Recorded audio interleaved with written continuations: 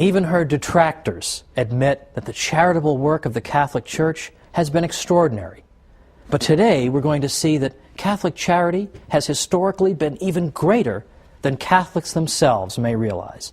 So join me today for the Catholic Church, Builder of Civilization.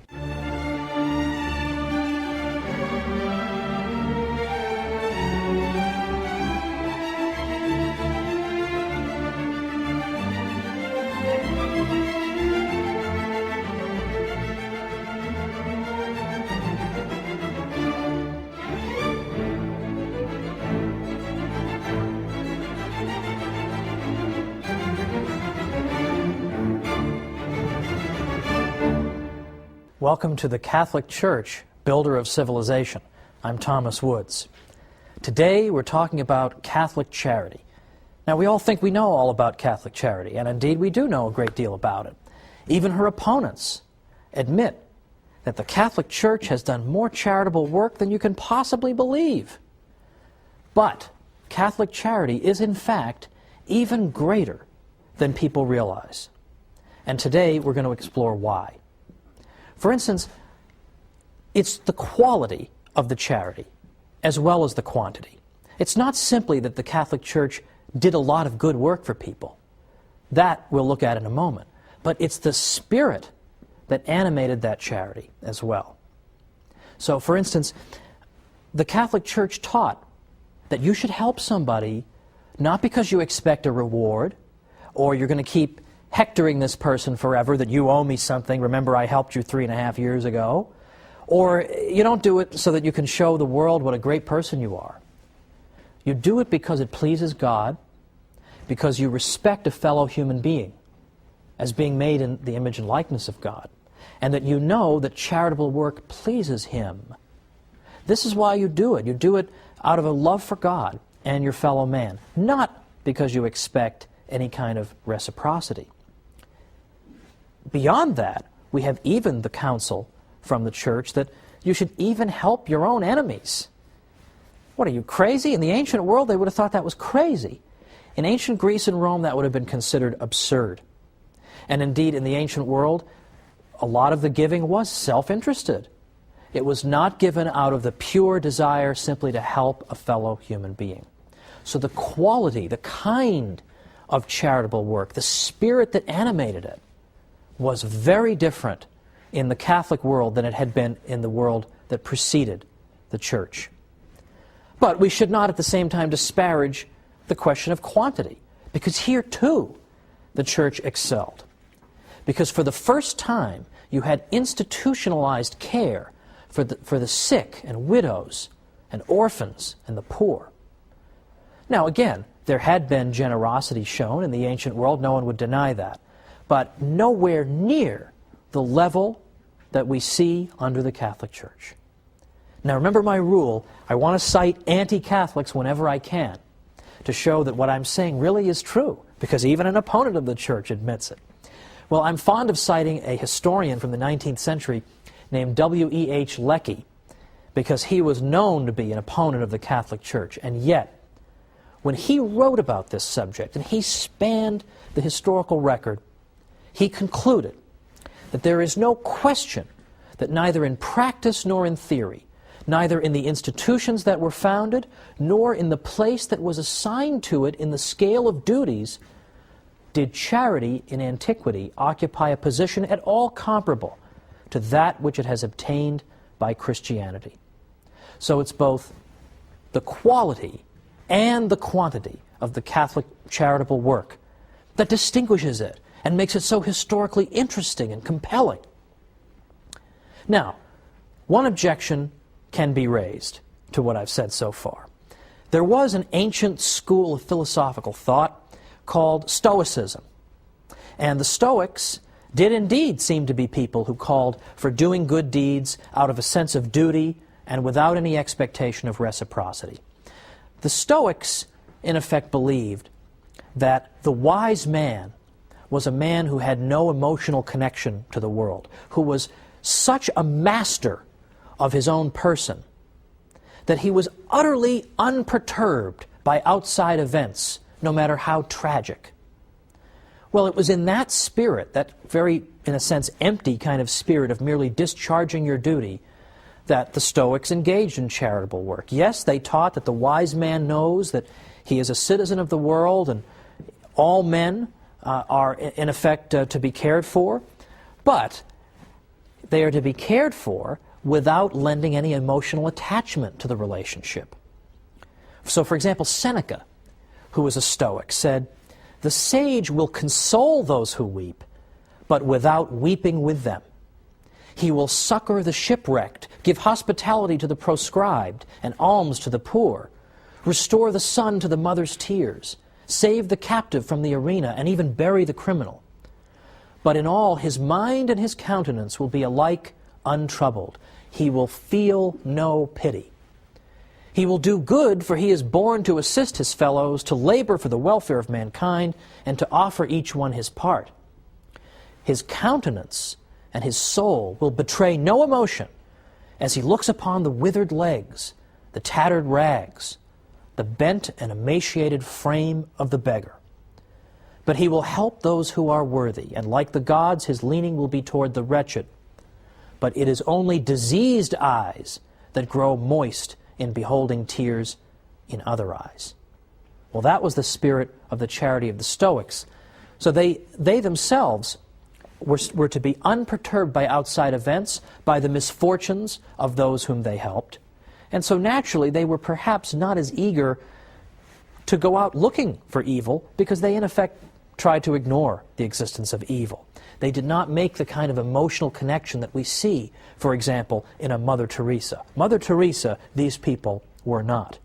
In fact, we have example after example of Stoics being given bad news. For instance, "Sir, your child has just perished," and we hear the Stoic reply so flippantly, saying things like, "Well, had to go sometime." Who on earth would say that when losing a child? But that was how the Stoic demonstrated his complete mastery of the outside world. "I'm unperturbed by this. Nothing can affect me. I do not let my emotions get the better of me." Now, getting back to the Catholic Church, where does this spirit of Catholic charity come from?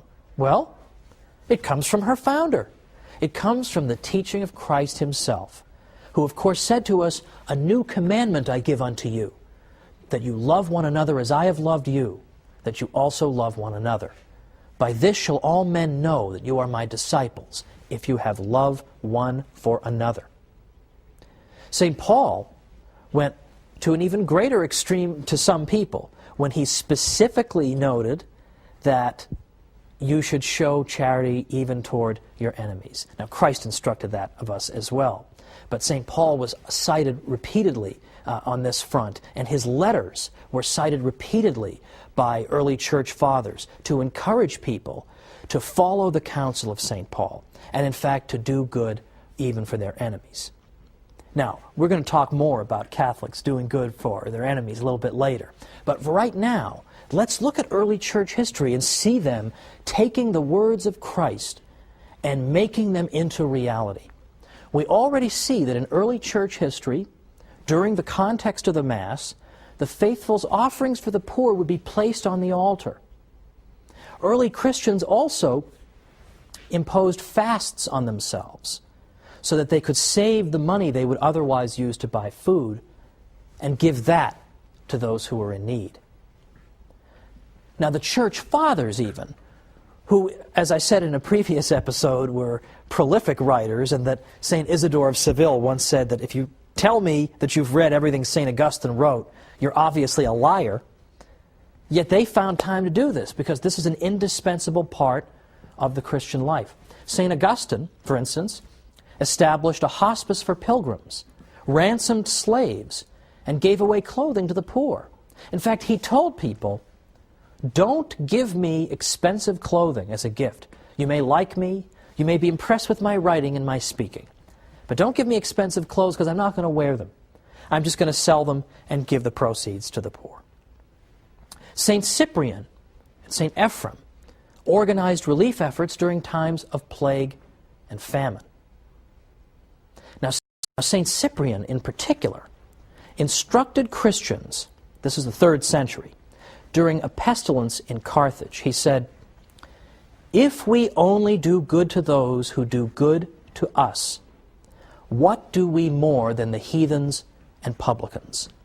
If we are the children of God, who makes his sun to shine upon good and bad, and sends rain on the just and the unjust, let us prove it by our acts, by blessing those who curse us, and doing good to those who persecute us." Now there was a fellow named Pachomius in the Roman army in the early 4th century who was very impressed that at a time when famine and disease struck the army, who came out and helped them? Who came out and lent their undiscriminating assistance? It was those who believed in Christ. And here they were helping some of the very people who had persecuted them in the past. This amazed Pachomius. He wondered, what kind of religious tradition could it be that could inspire this kind of disinterested benevolence, in which you would indiscriminately do good, even to those who had done evil to you? He couldn't believe these people. So what do you think happened? He began investigating the faith. What is this all about? And before long, he himself was a convert. This is, in large part, how a great many Catholics have converted non-Catholics. It's not always by debating them into the church or bashing them over the head into the church, although, by the way, that's how I came in. People bashed me over the head over and over and said, "It's the one true church. What's the matter with you, you Lutheran?" And it made me think, and I came in.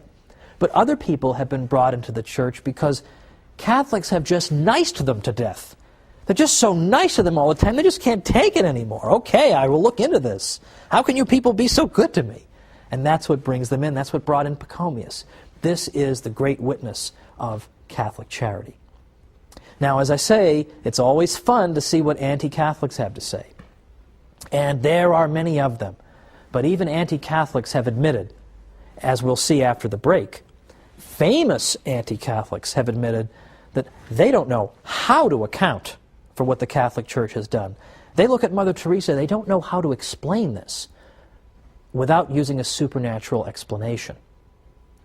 Well, let's go ahead and come on back after the break, and we're going to see some of the Church's most outspoken opponents and what they've had to say about Catholic charity.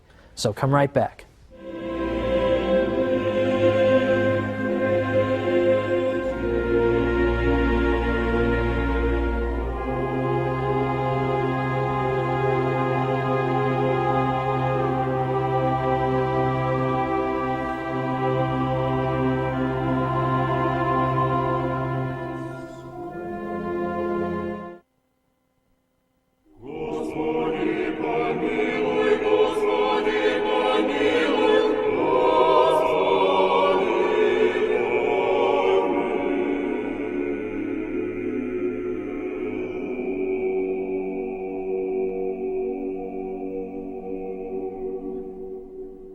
Welcome back to the Catholic Church, Builder of Civilization. I'm Thomas Woods. Today we're talking about the extraordinary story of Catholic charity and arguing that in fact it's been far greater than even the Church's greatest friends, I think, have sometimes appreciated. So we've gone through and seen, for example, what the early Church Fathers did in terms of charity. I gave a few examples of that. Or we've seen in the Scriptures where Catholics are urged to display an exemplary degree of charity. We've seen how it contrasts with the attitude of the ancient world, in which charitable work was something to be done, in effect, for a reward, or to call attention to oneself. And even when you do have the example of a school of thought like the Stoics, that does seem to say you should do good without expecting a reward, they do it out of such an emotionless sense of duty that we almost would view it as dehumanizing today. And that's not what the Catholic Church calls for at all. Well, just before the break, I was pointing out that a great many of the Church's best-known opponents over the years have conceded this point about Catholic charity. So I'd like to make good on that promise and go through a few of them, because this is quite astonishing, what we hear. Voltaire was perhaps the most anti-Catholic French intellectual of the 18th century, and that is saying something. And yet even Voltaire had to admit that he could not get over the extraordinary sacrifice that women religious made in order to work in hospitals. These nuns in their good work were extraordinary to him. And so Voltaire actually said, "Perhaps there is nothing greater on earth than the sacrifice of youth and beauty, often of high birth, made by the gentle sex in order to work in hospitals for the relief of human misery, the sight of which is so revolting to our delicacy." And he said, "Peoples separated from the Roman religion have imitated only imperfectly so generous a charity."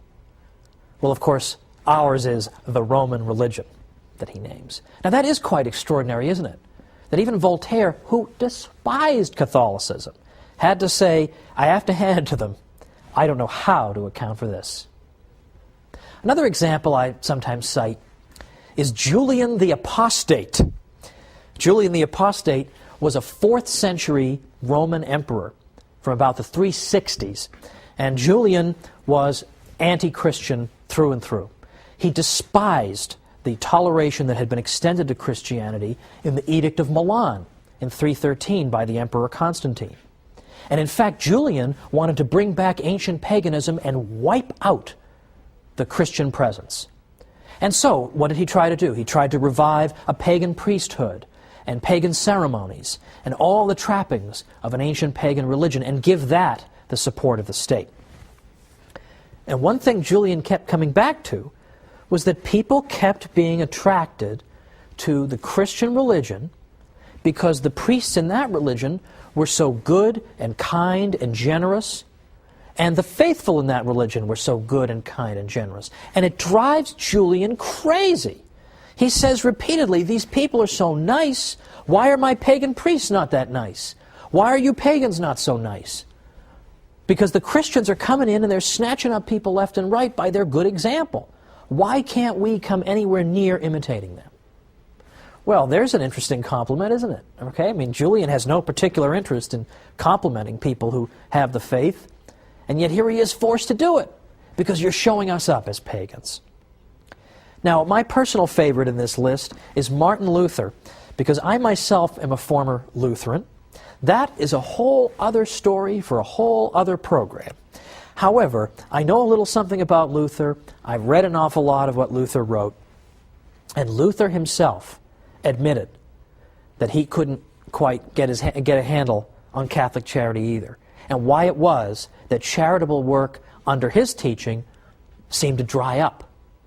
He had no explanation for this, and it drove him crazy. Now, before I go any further, I want to anticipate an objection here, because sometimes I get this. I get people saying, well, should you really portray Martin Luther as an enemy of the Catholic faith? I mean, wasn't he, toward the end of his life, didn't I hear something about maybe he was having second thoughts? Well, I don't think so.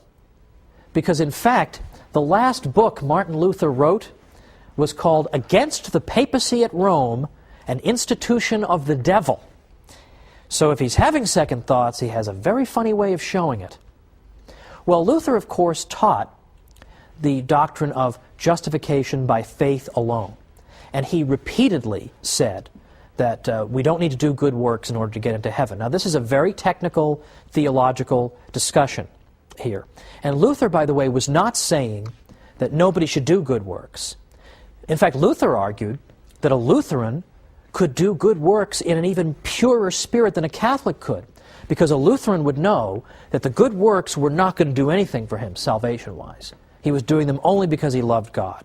Whereas a Catholic is always thinking in terms of self-interest when he does good works. But Luther's point was that good works aren't going to do anything in terms of your salvation, whether they're done in the state of grace or whatever, not going to do anything. But what some people took Luther to mean, and Luther is partly to blame for this, was that you don't need to do good works, period.